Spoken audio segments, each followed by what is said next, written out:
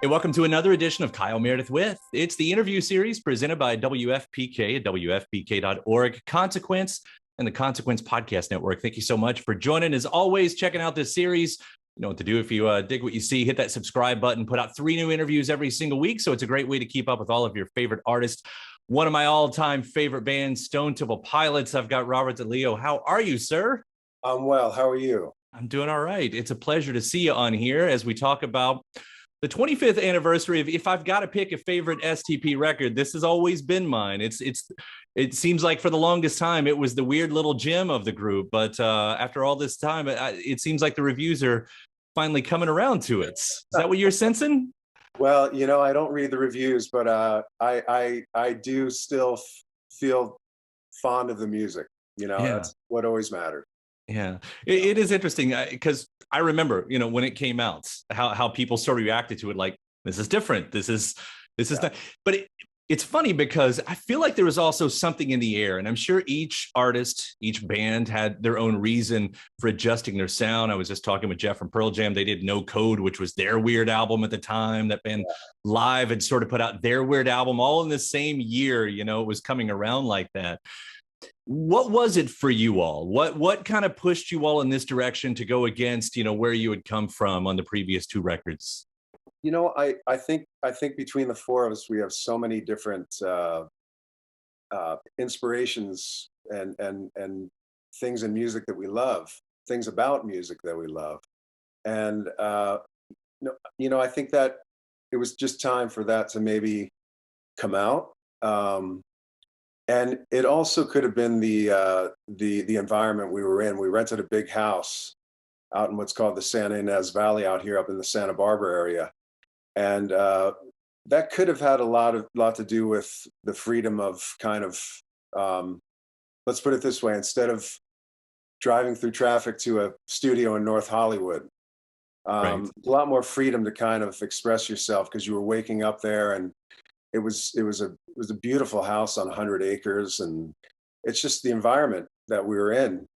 It enabled us to kind of open our creative minds a little bit more, and that was a big part of, I know for me personally, writing, it was a big part of trying to express what my influences were, and I think it was just time for us to do that. We were all open to it. Yeah. And for you especially, I mean, you finally get to lean into a bossa nova, to jazz to a certain degree, which you talked about then, and you've talked about recently about, that's always been a big love of yours. Where did that come from? Where did your background in both of those musics come from and start at? Well, I'm old enough now to have heard those records, from older people. Back in the 70s, there were so many variety shows and things that came into play that influenced music. And at a young age, I don't think there was any way around not getting inspired by those things, whether it be Burt Bacharach, Glenn Campbell, Mhm. or people that really wrote great music and performed great music. That was kind of the thing. The bossa nova thing has always been it's always been in my blood since I was little, from those records and hearing those records firsthand. Yeah. So when you've got to marry that to the big rock sound, there was definitely some glam things going on here. I mean, to a sense, it sounds like it just came so natural in the final. But is there a trick to kind of pulling that in and saying what it does? I mean, obviously, we have some very definitive moments, right from the beginning, whether it's press play or further on. But it does seem like when the 2 came together, it felt seamless to me. Yeah, we once again, it's those records we grew up on. It was people were exploring different sonic territories and different avenues, and we always wanted to be that band. I think it was of having people digest what you were throwing at them. And I think as time went along, I think it was time to kind of throw those things sonically at people and see where that would go. We were always just up for, let's try this, let's do this, let's do this, and always sonically open to stuff.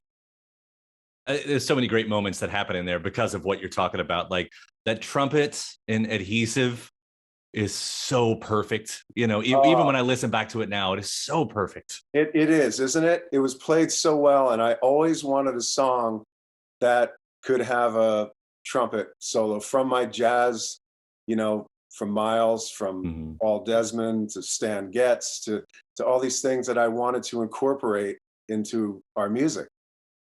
Yeah, when you have that stuff though, like as we know historically, as we look back, you didn't get to do the full tour of these songs.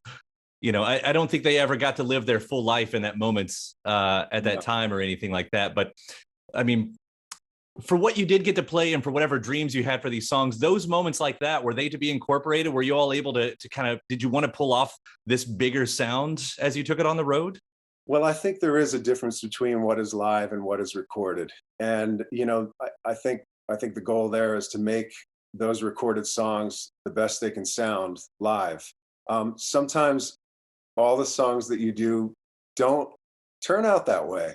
So we've done adhesive. You know, it's just a matter of, you know, if you want the whole thing there. I mean, taking your trumpet player out on the road.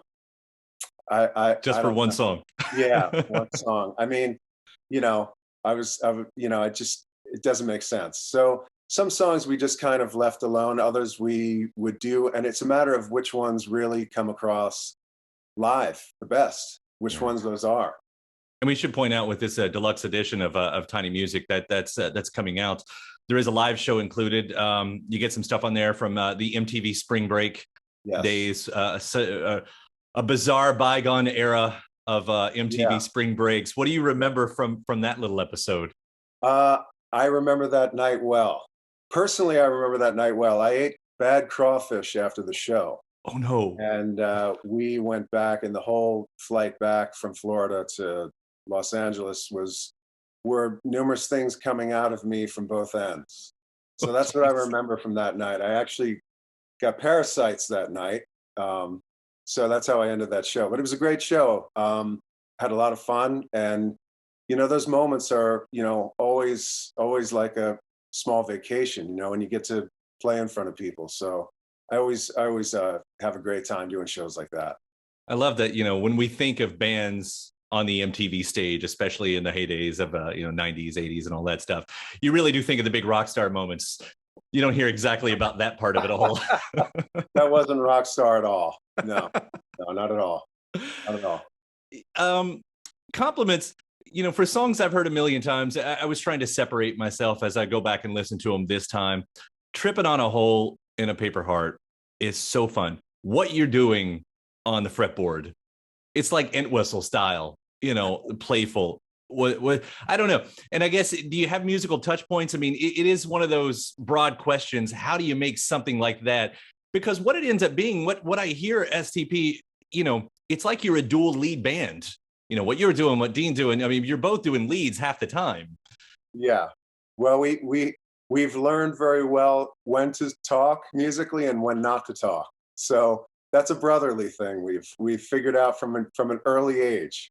So yeah, that's interesting you point that out. It kind of, you know, as a guitar player, Dean likes to say as much as he can say, but he knows when to hold back.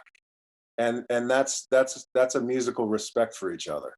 Yeah. And that's what I love about being in a band with my brother.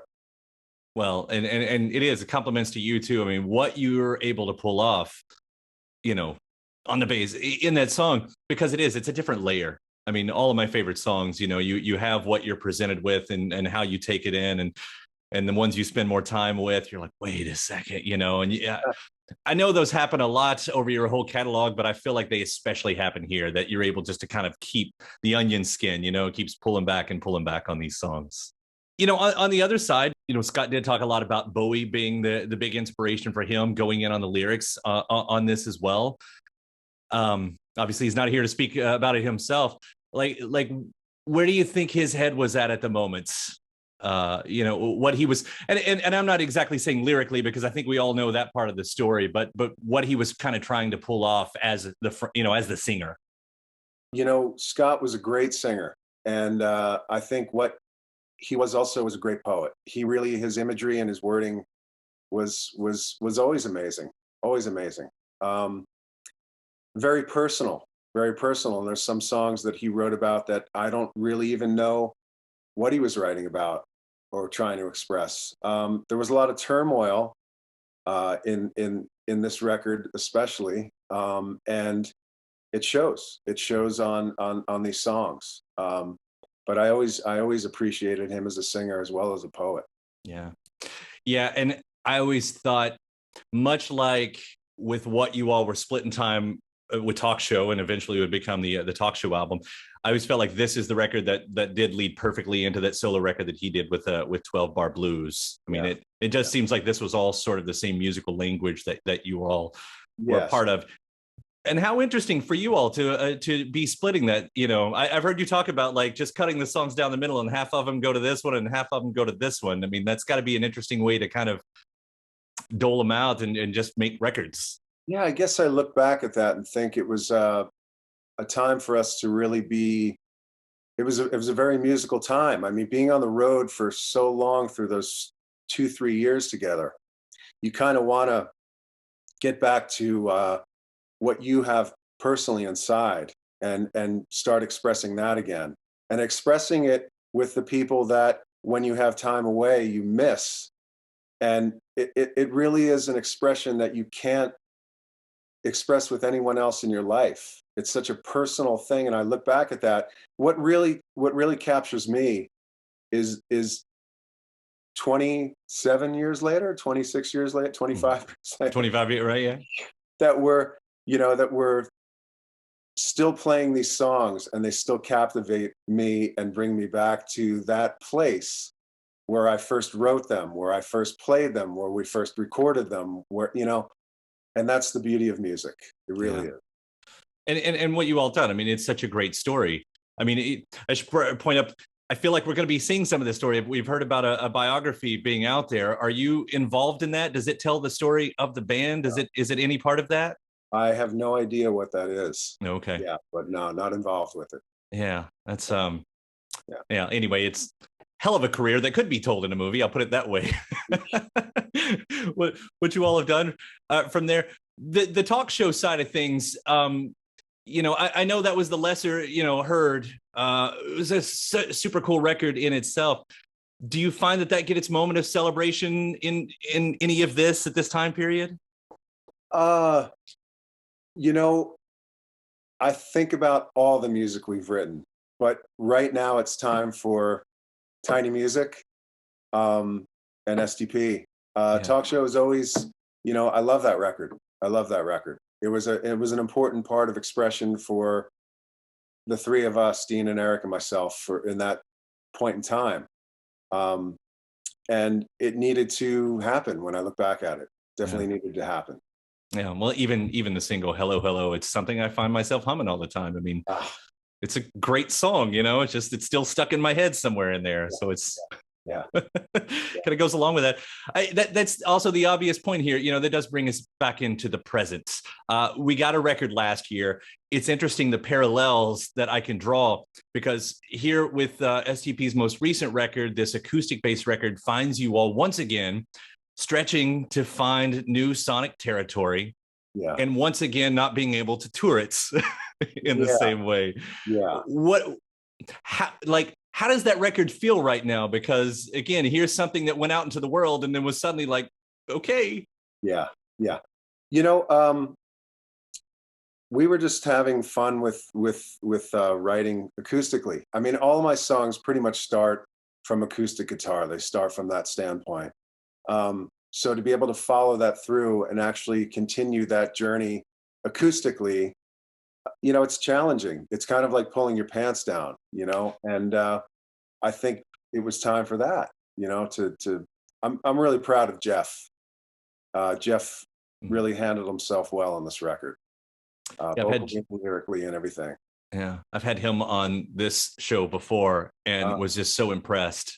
With his headspace and how he's inserted himself or became, part of the family and the band and everything. It's just, all props to him too. Yeah, definitely.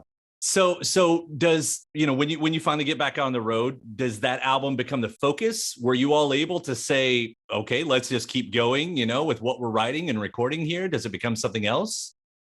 I think we're just ready to go out. Our first show coming up is actually out at Sturgis. So Oh, it's right. what a way to come back and get your yayas out by playing to a bunch of bikers. So it's going to feel good. I know it is, because we're all itching to play. It's been too long, and it's been so long to the point where I kind of forget what I do. I'm sitting here trying to look fancy, but I have my pajamas bottoms on, to be honest with you. So, Nice. yeah. So I think everybody understands that. We've all done it once or twice, yeah, at least in the past year. So it's like a fine mullet. It's a party on the top and work on the bottom. there's got to be an extra metaphor that goes along with that at some point. It's something to go along with that. Yeah. I love what you do. I've been such a fan for, I think, the whole run, at least pretty early on in there. And again, with Tiny Music and this deluxe edition, I'm so happy that this record is finally getting celebrated in the way that I always felt it should have been. And what you all continue to do. Thank you so much for continuing, and dude, thank you so much for taking the time to talk about it. Oh man, thank you for having me. Yeah. Really appreciate it. It's been a real pleasure, and we'll see you soon on the road. Sounds great. Hope to see you soon, man. Thank you so much.